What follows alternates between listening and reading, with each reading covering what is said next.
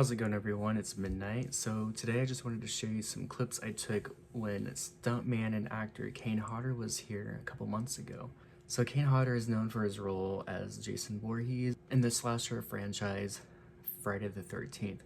And he would be the only actor that would play Jason more than once.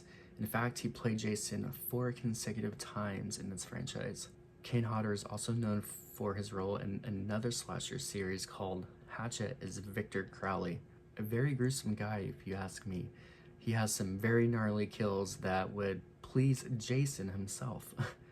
So when I heard that Kane Hodder was going to be in town for a viewing of one of his films, Friday the 13th Part 7, I knew that there was no way in hell that I was about to pass up on that opportunity, especially for a horror movie loving nerd like me. Kane Hodder also has a brief role in the movies Monster, starring Charlize Theron and Christina Ricci, Seven, starring Brad Pitt, Kevin Spacey, and Morgan Freeman, and he also had one minor role in the WB Witch series Charmed.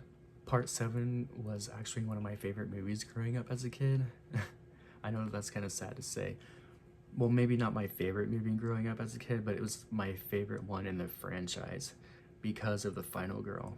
The final girl had telekinetic powers, and it was awesome seeing her going up against this big hulking killing machine, and she did whatever it took to be a final girl, that's for sure. She kicked fucking ass.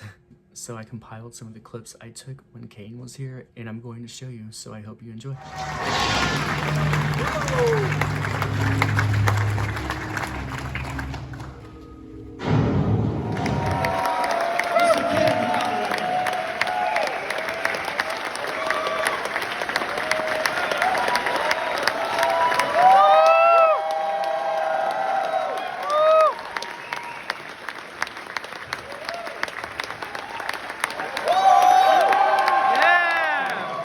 Thank you guys, thank you very much. I am so happy to be here. First of all, is amazing to me.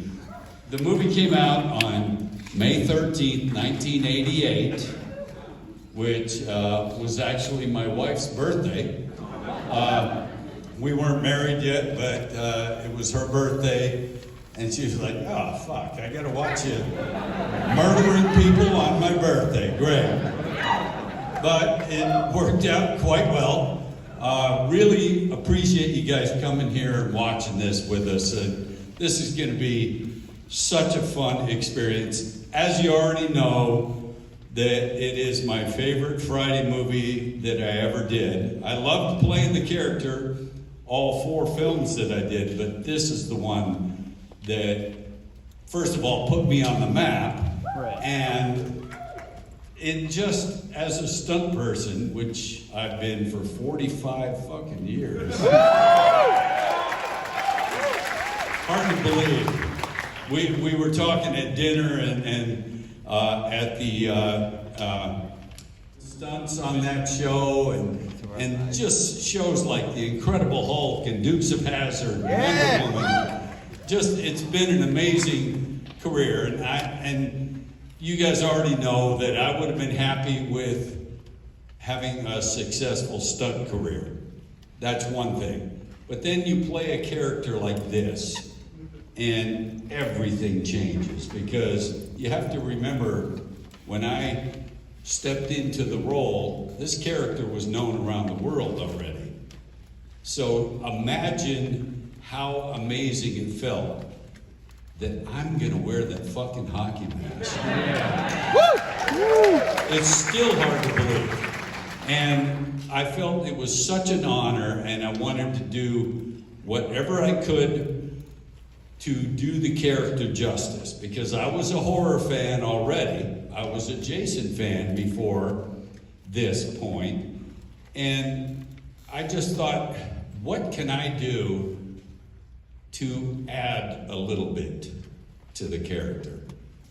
And I worked on that for a couple months before John Buechler and I started the film. He is the single reason I ever played Jason, because I had done a movie called Prison with John Buechler. This is 35 million millimeter film that we're watching tonight. This isn't sitting at home streaming it, spilling chips on your stomach.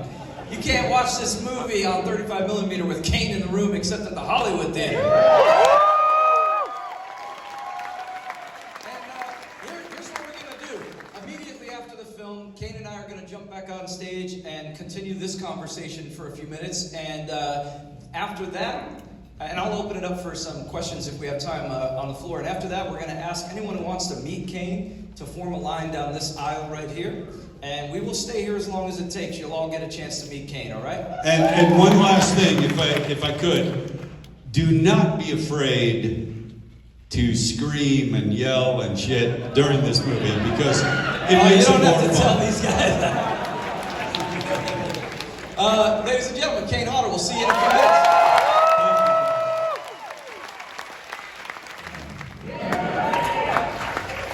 You know, I don't remember the movie being such a comedy. With the fucking wardrobe and the hairdos and shit. So dated, but fortunately, it doesn't seem like it's funny when I'm around, so. I don't know if any of you noticed, but the timeline, the Friday the 13th franchise never really cared that much about consistency. Oh, never. But the timeline of this movie, if you follow Tina Shepard's character, this was probably supposed to take place in 1997.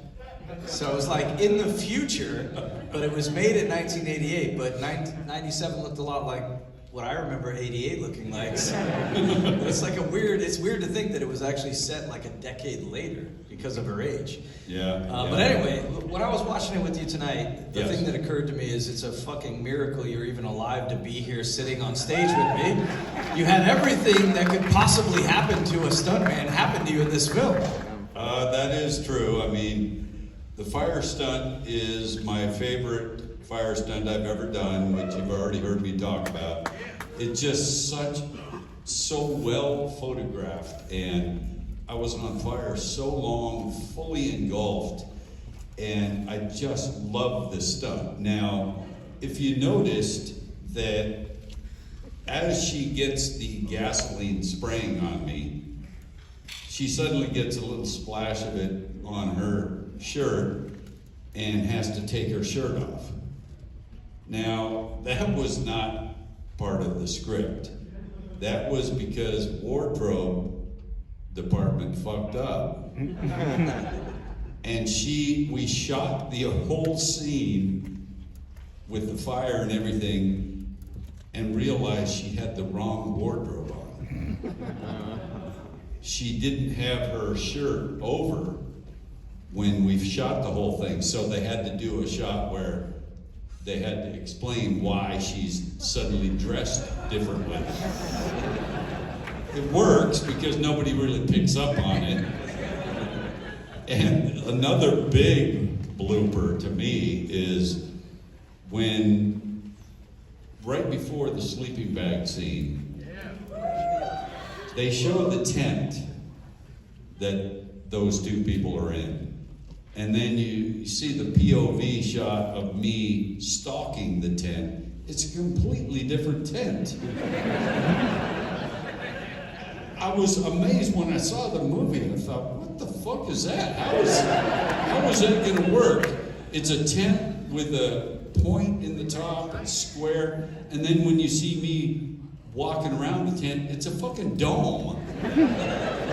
Nothing like it. And you know, I mean, that's what happens when you make films. Sometimes people screw up and you have to either ignore it or try and work it out. And, you know, there were so many good stunts that I enjoyed doing at the end of the movie, like falling through the stairs.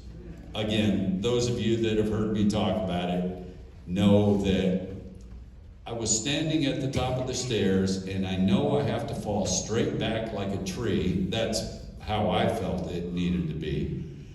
And so they built balsa stairs in the upper section of the stairway.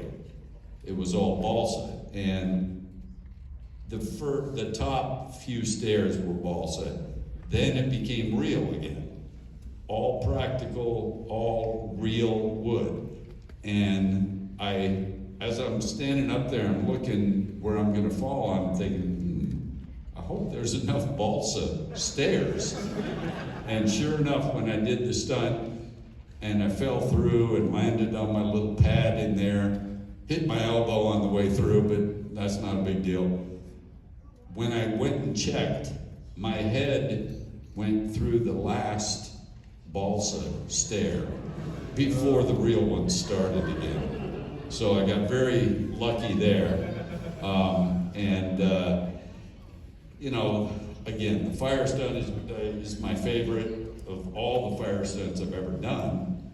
And, you know, it was just fun to do because not that much typically happened to Jason in a Friday movie.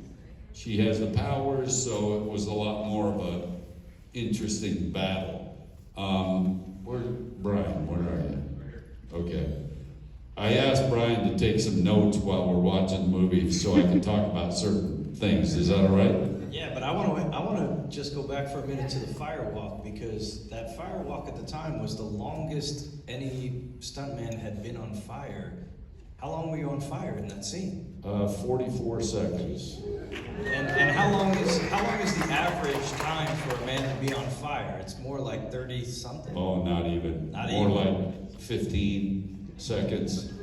And again, when you do a fire stunt like that, the cue to be put out by your safety people is when you hit the ground. And all my safety guys, all my stunt people that were there waiting and thinking, fucking hit the ground so we can put you out. And I always go by how it feels. And for some reason, I wasn't getting as hot with the fire as I normally do. So I just kept doing my stumbling around on fire. I finally went down, they put me out, and that's when we found out how long I had been on fire. And I don't know if anybody's done it longer than that even now. So I'm pretty proud of that. It's also a unique firewalk because you usually don't see the stunt person being ignited, but the flame actually shoots out on camera and lights you on fire. Talk about this. Yeah, that's a thing with, if you think of most fire stunts, the film will cut from something to the person already on fire. You never see the actual ignition, which is something we wanted to do too, because she has those powers. So why don't we show me being ignited by a propane cannon, which blasts fire at a high pressure, and that's what ignited the fuel that I had on me. And it was just a groundbreaking type of way to do a fire stunt. And people are like, "You're a stupid motherfucker to be doing fire stunts after you had one almost kill you." Does anybody in here not know about Kane's early fire mishap? Raise your hand if you do not know. So there's a few people who don't know. Would you mind taking us back to when you're 22? Yeah. Alright guys, what did you think of that? Are you a big Friday the 13th fan like me? If so, which one is your favorite? And are you excited for the new Peacock series that's coming out this year? And if you don't like Friday the 13th, just let me know. If you like scary movies, maybe let me know which scary movie is your favorite, as Ghostface likes to say. And I'll see you all in the next one. Peace out.